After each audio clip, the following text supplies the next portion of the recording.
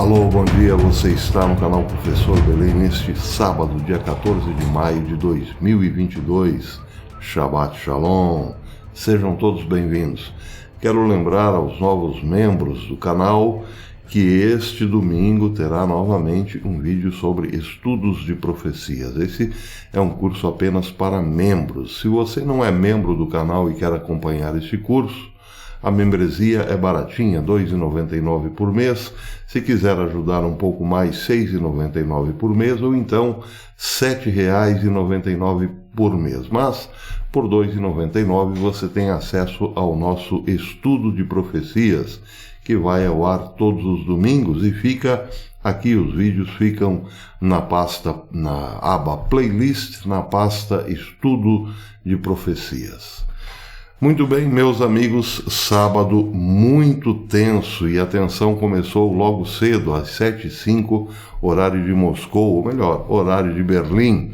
O chanceler alemão Olaf Scholz disse não ter detectado nenhuma mudança de opinião por parte de Vladimir Putin sobre a guerra que lançou contra a Ucrânia. Ele chegou a dizer a louca guerra que Putin lançou contra a Ucrânia. Ou seja, nada de avanço por parte da Rússia. Pelo contrário, a Rússia, segundo Olaf Scholz, só arrumou para a cabeça, como se diz no jargão popular. Na sua opinião, a Rússia não conseguiu atingir nenhum dos seus objetivos de guerra declarados. Ele observou também que, pelo contrário, esta guerra deu nova vida à Aliança Ocidental. Ele disse literalmente, a OTAN não se retirou, mas, ao contrário, reforçou suas forças no flanco leste da Aliança. E a Aliança ficará ainda mais forte, disse ele, quando Finlândia e Suécia aderirem à OTAN.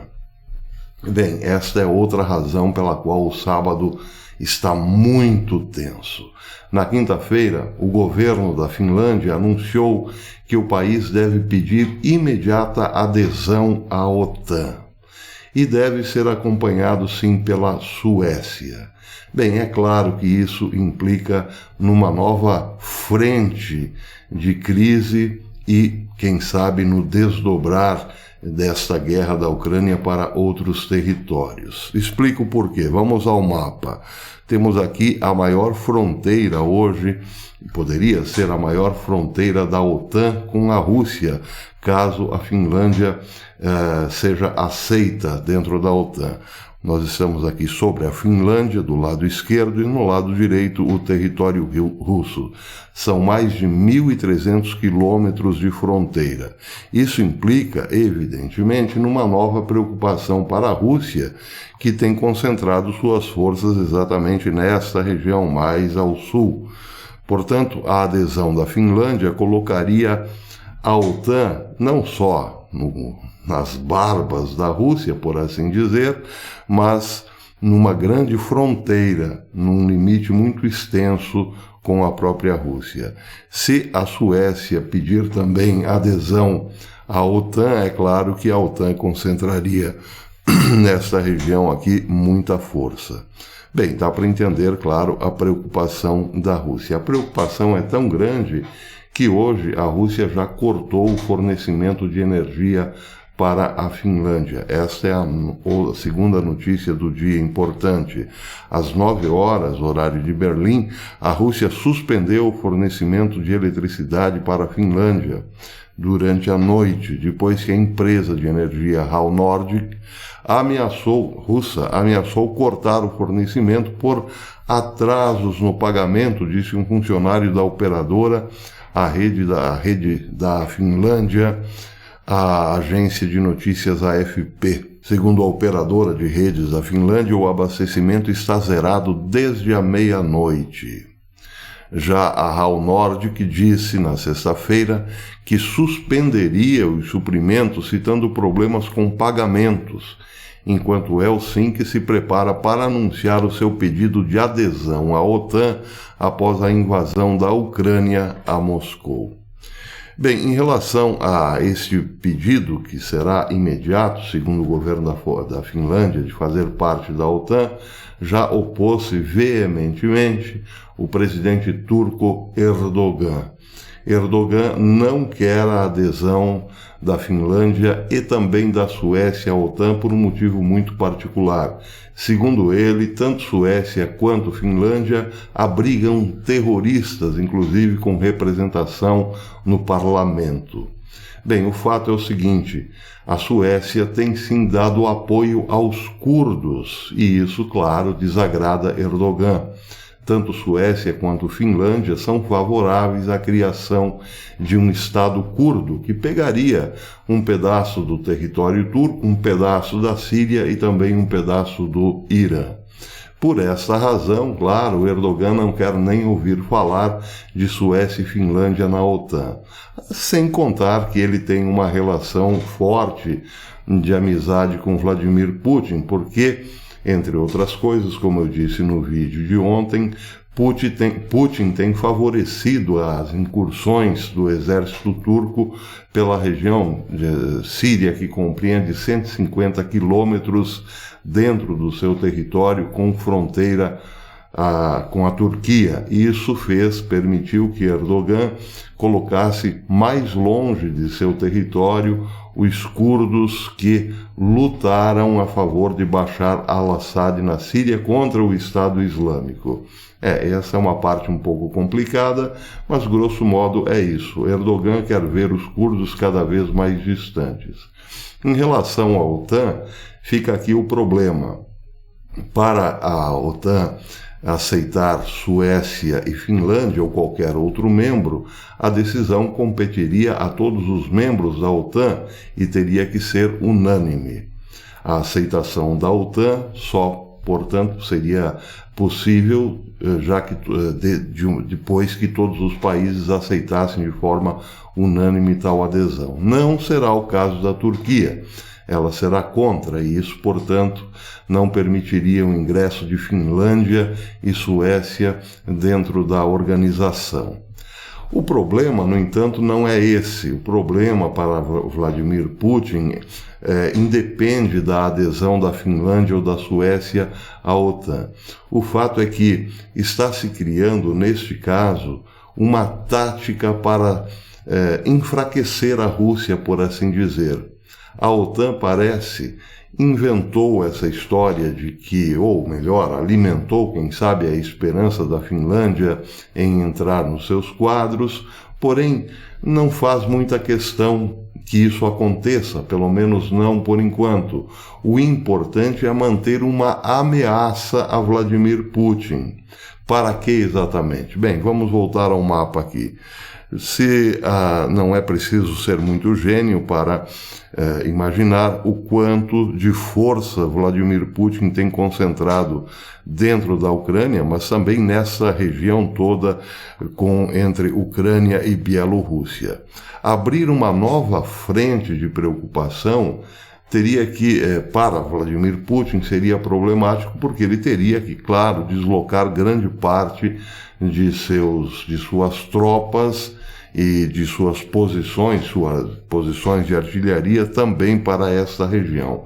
Por enquanto não é o caso, a região está, ao que tudo indica, ainda bastante tranquila. Mas uma vez que a OTAN tornar-se, digamos, favorável ou manifestar ser favorável à entrada da Finlândia, é claro que Vladimir Putin terá, assim, uma nova preocupação e uma nova frente de batalhas para envolver tanto suas tropas como sua artilharia pesada, seus aviões e tudo mais. E é nisso que aposta a OTAN. A OTAN aposta que esta divisão de tropas causaria um enfraquecimento na Rússia, na defesa russa.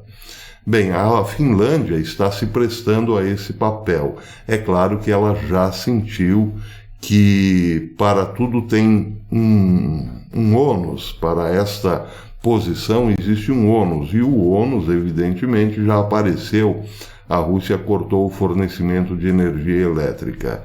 O que acontecerá a partir de agora para a Finlândia não sabemos bem exatamente, mas, é claro, ela se servirá da ajuda da Suécia, que está ali do seu ladinho. Mas isso, claro, é mais um motivo de preocupação para a União Europeia, porque, afinal, a União Europeia está hoje debaixo deste fantasma, desta sombra de desabastecimento, tanto de alimentos como também de combustível e de energia. Bem, essa então é a situação bastante tensa no momento. Agora vamos voltar ao que disse Olaf Scholz às 7h50 da manhã, horário de Berlim. Ele disse: "Não detectamos nenhuma mudança de opinião por parte do líder russo Vladimir Putin nesta guerra." Primeiro ponto. Segundo ponto, a Rússia não conseguiu nenhum dos seus objetivos declarados em relação à Ucrânia. E terceiro ponto, o mais importante, a OTAN não se retirou, mas reforçou suas forças no flanco leste, na fronteira com a Rússia. A aliança ficará ainda mais forte quando Finlândia e Suécia aderirem à OTAN. Isso quer dizer, para bom entendedor, que a OTAN está apostando tudo num enfraquecimento da Rússia em relação às suas fronteiras. A Rússia, não é preciso dizer, é gigantesca e, portanto, precisa ter, sim, uma força armada tão gigantesca quanto. E é nisso que está apostando a OTAN, segundo Olaf Scholz. A Rússia tem cobertor curto. Se cobrir a região da Ucrânia, não conseguirá cobrir a região da Finlândia, ou a fronteira com a Finlândia. O pé ficaria de fora, por assim dizer. Se cobrir o pé, a cabeça é que fica de fora. Apostar nisso é muito arriscado, é como declarar guerra à Rússia, e é praticamente isso que está acontecendo. A OTAN está, ao mover as suas peças no tabuleiro geopolítico, provocando a Rússia cada vez mais. Bem, é claro que aqui não podemos deixar de fazer uma comparação da Finlândia hoje com a Ucrânia do começo do ano, ou do começo de fevereiro. A Ucrânia foi seduzida pela União Europeia. Volodymyr Zelensky queria, sim, ocidentalizar o país, mas, por outro lado, também receber investimentos da União Europeia, tornar-se igual aos países ocidentais da União Europeia. Para isso, claro, era preciso abrir-se à cultura ocidental, mas também abrir o seu país, a sua fronteira, para militares da OTAN e para as armas da OTAN. E isso foi exatamente isso que provocou a decisão de Vladimir Putin de invadir a Ucrânia. A Finlândia parece estar indo para o mesmo caminho, está também se deixando seduzir por alguma promessa do Ocidente. E é aí, evidentemente, que mora o perigo. Bem, agora preciso fazer uma consideração final. Até o momento, o que parece é que a Finlândia está sim sendo usada pela OTAN para ver até que ponto a possibilidade de seu ingresso na organização abalaria a Rússia, pelo menos as decisões políticas de Vladimir Putin. Mas o fato é o seguinte: se a OTAN se a OTAN realmente quiser que a Finlândia faça parte de seus quadros, Erdogan terá que ser apeado do poder. Erdogan certamente sabe disso. Não é um líder popular no Ocidente e, é claro, tem muita resistência dentro do seu próprio país. Erdogan mantém-se no poder por conta de sua mão pesada. Erdogan tem uma mão de ferro. E também, claro, com o apoio dos Estados Unidos. Quando lembramos, por exemplo, a situação dos curdos na Síria, vemos o quanto os Estados Unidos têm protegido o Erdogan na Turquia. Isso também na época de Donald Trump, ou principalmente na época de Donald Trump. Os curdos lutaram junto com os Estados Unidos para derrotar o Estado Islâmico na Síria.